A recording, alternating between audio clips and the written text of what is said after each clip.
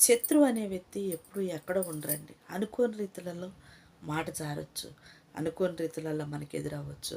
అనుకోని రీతులలో మాట మాట కాడే తోలనాడొచ్చు. శత్రువు అనే మాటకి అర్థం లేకపోవచ్చు కానీ ఫ్రెండ్స్, శత్రువు ఏ రూపంలో ఎదురవుతారో మాత్రం మనం గమనించుకుంటూ ఉండాలి. ఎదుటి వ్యక్తులు మాట్లాడుతున్నప్పుడు వాళ్ళు మనలాగా మాట్లాడుతున్నారా? మనల్ని చూసి ఎదుటి వ్యక్తులకి ఎన్నుపోటుగా పొడిచేలాగా మాట్లాడుతున్నారా? మూర్ఖత్వంతోనే చాలామంది నవ్వుతూనే గాయాలు చేస్తారండి. కొంతమంది నవ్వుతూనే సురకలేస్తూ ఉంటారు. ఏలెత్తి చూపించలేని ధైర్యం లేని పిరికి వాళ్ళు మాట్లాడే మాటలు ఎలా ఉంటాయండి ఫ్రెండ్స్, నవ్వుతూనే అంటిస్తూ ఉంటారు. గాయాలు పడనీయరు, మచ్చలు నిలవనీయరు, బంధాలు తెగనీయరు, ఇస్సాన్ని నింపుకొని మాట్లాడతారు. అలాంటి వాళ్ళు మీరు కూడా చూసుంటారు. చాలామంది కుటుంబాల్లో ఉంటారు ఫ్రెండ్స్. అది ఏ రూపంలోనైనా కావచ్చు, ఏ బంధంలోనైనా కావచ్చు. ఒక బంధం, ఒక బాధ్యత, ఒక బరువు అని చెప్పడానికి వెళ్ళిపడతాం.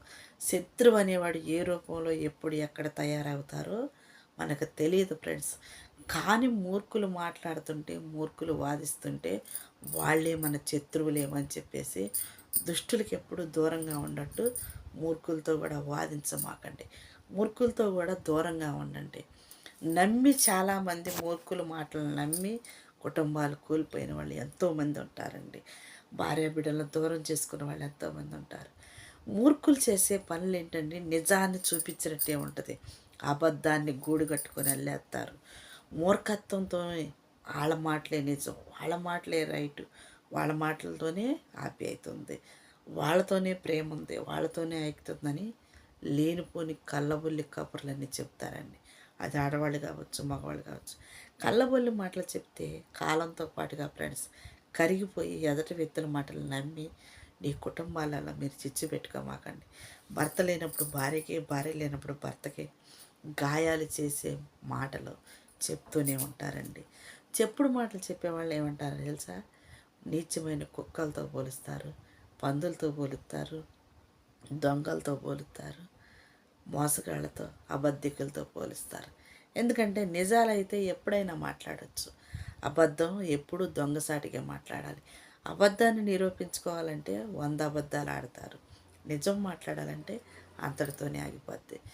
ఏ మనిషి అయినా మాట్లాడేటప్పుడు వాళ్ళ మాటను బట్టి మనం కనిపెడతారని చాలామంది పెద్దవాళ్ళు చెప్తూ ఉంటారు ఫ్రెండ్స్. చెప్పే మాటలలో, చేసే ప్రమాణాలలో నీతి ఉందా లేదా అనే దాంట్లో మన మనిషిని బట్టి తెలుసుకోవచ్చు. ప్రవర్తన సరిగా లేకపోతే వాళ్ళలో తడబాటు మొదలైద్ది. వాళ్ళ బతుకు, వాళ్ళ భవిష్యత్తు, వాళ్ళలో నీతి నిజాయితీ లేనప్పుడు వాళ్ళలో భయం మొదలవుద్ది. వాళ్ళలో ఉన్న బంధాలకి విలువనిచ్చి తలంచితే అది గౌరవంతో తెలుసుకోవచ్చు, ఆప్యాయత తెలుసుకోవచ్చు. ఒక మనిషి తప్పు చేసే తల వంచని అవసరం లేదు, ప్రేమకు కూడా తల వంచు ఫ్రెండ్స్. అలాగని చెప్పేసి వాళ్ళని ఎప్పుడు కూడా చిన్న చూపు చూడొద్దు, ఎప్పుడు కూడా అవమానించొద్దు. అవమానాలు, అన్యాయాలు ప్రతి మనిషి ఎదుర్కొనేయండి. కానీ నిన్ను నమ్మి వచ్చిన వాళ్ళని అవమానపరిచే, నిన్ను నమ్మి తాళి కట్టించుకున్న నీ భార్యను దూషించి, హింసించి, చెప్పుడు మాటల ద్వారా కుటుంబాలను దూరం చేసుకొని, చెప్పుడు మాటల ద్వారా ఫ్రెండ్స్ కుటుంబాన్ని గాయపరుచుకొని, ఎవరికి వారు యమునా తీరులాగా ఉంటే ఏమంటారు చూసారా? చెప్పుడు మాటలకు చెడిపోతే చెప్పేవాడే ఎప్పుడు హ్యాపీగా ఉంటాడు, విన్నవాడే చెడిపోతూ ఉంటాడు ఫ్రెండ్స్. ఎప్పటికీ ఎవరికీ చెప్పుడు మాటలకు అవకాశం ఇవ్వద్దండి.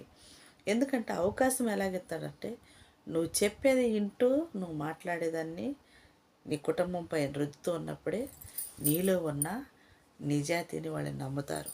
నేను చెప్పిన దానికి బందీ అయ్యారని, నేను చెప్పిన దానికి గొర్రెపోతులాగా తలోపిందని నిలబెట్టి నరుగుతారు ఫ్రెండ్స్. కుటుంబాలను కూలుస్తారండి. జీవితంలో నువ్వు అనుకున్న గమ్యానికి చేరాలి అంటే ఏ శత్రువులు కాదు, మిత్రుల మాట కూడా కొన్నిసార్లు మనకి చెడుగా నిలబడిద్ది. నీ ఆనందం, నీ సంతోషం, నీ సమాధానం, నీ హృదయం దేని వైపు అయితే కన్విజ్ అవుతుందో, నీ మనస్సాక్షి దేన్నైతే నమ్ముతుందో, నువ్వు చేసేది ఎంత కష్టమైనా కానీ నువ్వు అనుభవించాలి. నువ్వెంత ఆనందమైనా